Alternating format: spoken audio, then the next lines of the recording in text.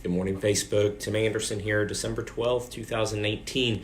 We saw an article come out that has been buzzing all over social media about a threat that the governor could engage the National Guard to implement state laws if the local police and local sheriffs refuse to do so.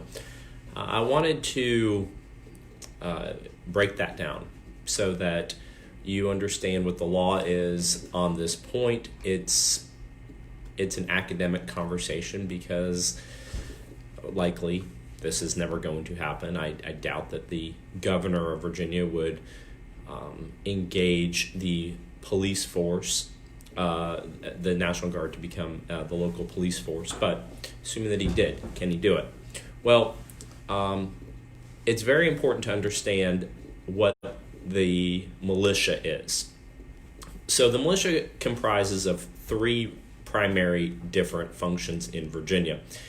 The largest militia is the organized militia, which is called the National Guard.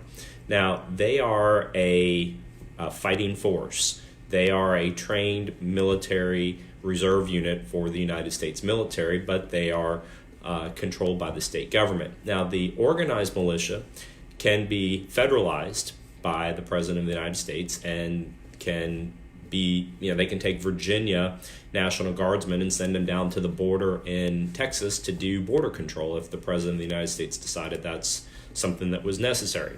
It's a reserve unit of the United States military. Now, the National Guard has the primary mission of the National Guard is basically to deal with state issues, mostly emergencies, mostly things that deal with like a hurricane or some kind of a natural disaster. Then the governor has the authority to engage the National Guard to to assist the community in moving things forward. All right, so that's the organized militia.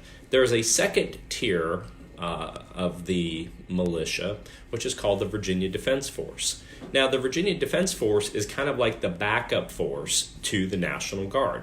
And so when the National Guard gets federalized, the Virginia Defense Force takes their place. So there's approximately 1,200 in the Virginia Defense Force, and they're literally just the backup. If the National Guard gets federalized and sent out of state, they step in to fill those roles. The Virginia Defense Force is generally not a fighting force. It is not a force that the President of the United States can mobilize. He wouldn't be able to send the Virginia Defense Force to Afghanistan or Iraq or something like that. So then you have the unorganized militia. Now, here is what you have to understand about militia, and we've heard a lot about militia now because of the Second Amendment, but the governor has authority over the unorganized militia as well. The governor can order the unorganized militia into the Virginia Defense Force. That is part of the Virginia Code. That code section is 44-88. So the entire context of a militia is for the benefit of the state.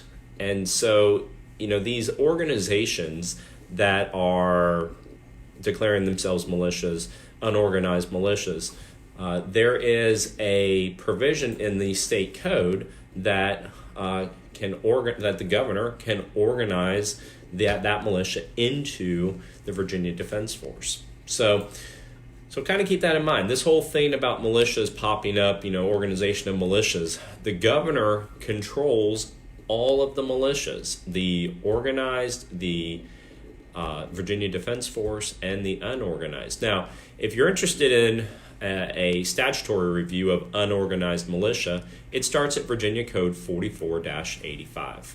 All right, and it goes to about 44-90. Now, the governor has the authority to draft the unorganized militia, and there is punishment by law for not following the governor's orders.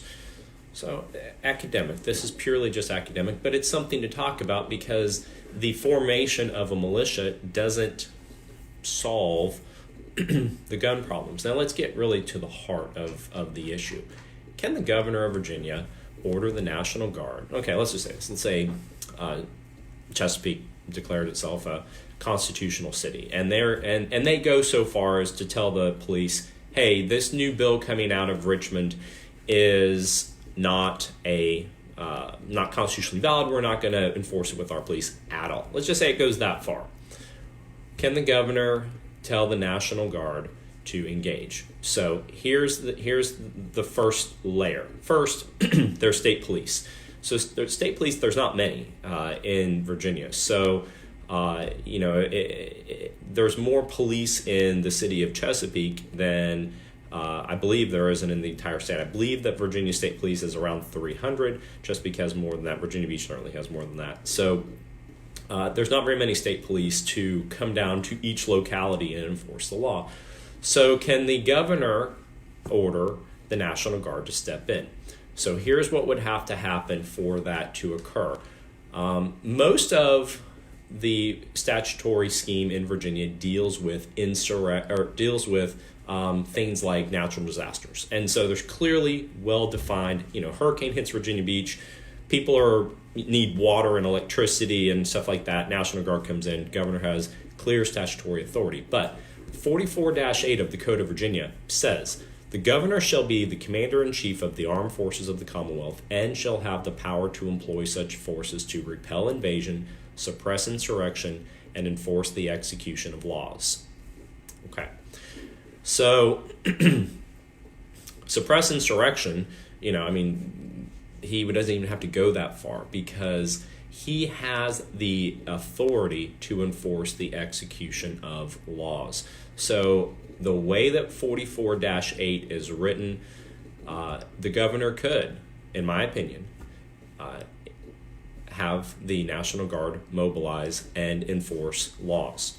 So, you have to understand, I've been saying this all along. I haven't really been talking about the National Guard per se, but I've been telling you that sanctuary cities do not make you exempt from the state law, and you are still subject to prosecution. I've mostly been talking about the state police, but now that the National Guard is being brought up, the answer to the question is yes. By 44-8, he would have the ability to mobilize the National Guard as a police force to assist in the execution of state laws. And so, unwinding all of this back to what I've been talking about almost every day now.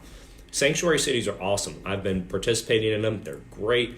I don't even like calling them sanctuary cities, by the way. I like calling them constitutional cities. They're great. They're sending a political message. Governor Northam is listening. He's softening his position. It's super important to be a part of this. But you have to understand that the state law is going to be enforced. And with the power of the National Guard, if he exercises that power, which would have huge political consequences, of course, then there would be many more people added into the component other than just the Virginia State Police. So here is again where we are going to be at in Virginia in 2020. We're going to have three options. I guess we're going to have four options. The first option is that for these prohibited weapons that are going to be determined, you're going to likely be able to register them and you'll be allowed to keep them. Okay, so that's option number one. Option number two is you can remove your weapons from the Commonwealth and move them to North Carolina or move them somewhere where they would otherwise be legal. Option three, you can modify your prohibited weapons. For instance, we've seen a lot of people talking about adding a bolt action to an AR-15 platform. If you were to add a bolt action to an AR-15 platform, your firearm is no longer, your platform is no longer semi-automatic. It is a bolt action firearm, and it would no longer meet the definition of a prohibited weapon. So you can put a bolt on, and I understand it's not too terribly difficult to take that bolt off down the road if the laws change. So those are your three options. Option one, register. Option two, you can evacuate your firearms. Option three, you can modify your firearms. Or option four, you can keep your firearms and be subject to criminal prosecution, of which the Fourth Circuit Court of Appeals has said that these laws that were similarly enacted in Maryland were constitutional. Now, everyone wants to say, oh, you know, whatever. I'll tell you this, Facebook. I'll make a deal with anybody on here. Who wants to be the first person to be prosecuted for a felony case for possessing a prohibited weapon? Raise your hand. And on July 2nd, when you get arrested, you and me can go to court and we'll go through this process together. But you're likely going to be convicted of a felony. You're likely going to go to prison, and we're going to have to go through the process of going through the circuit court, the Supreme Court of Virginia, and then hoping that the United States Supreme Court may take your case while you're in prison away from your family. So you have to understand this is the lay of the land when you are making your decisions of what decision you're going to make. We're not even at the point where the laws are in place yet. So keep pushing, keep asking the governor for, keep lobbying, keep showing up at these sanctuary cities. Maybe we could get a grandfather clause without registration, which would be, obviously the best fix for everybody. If we could have a grandfather clause without registration, that fixes the problem for everybody who lawfully owns a firearm. How could we otherwise prove we own them? There could be other ways to do that. Maybe we could register them just with our local gun shops, where a gun shop could keep that record in their book as a day without the state having complete access to it. So there's ways that maybe we could get around that, and I like the idea about registering it with the local gun shop, because the local gun shop, like my gun shop, we have the records anyway, and so register your firearm with your local gun shop rather than with the state. That could be a very decent compromise out of all of this.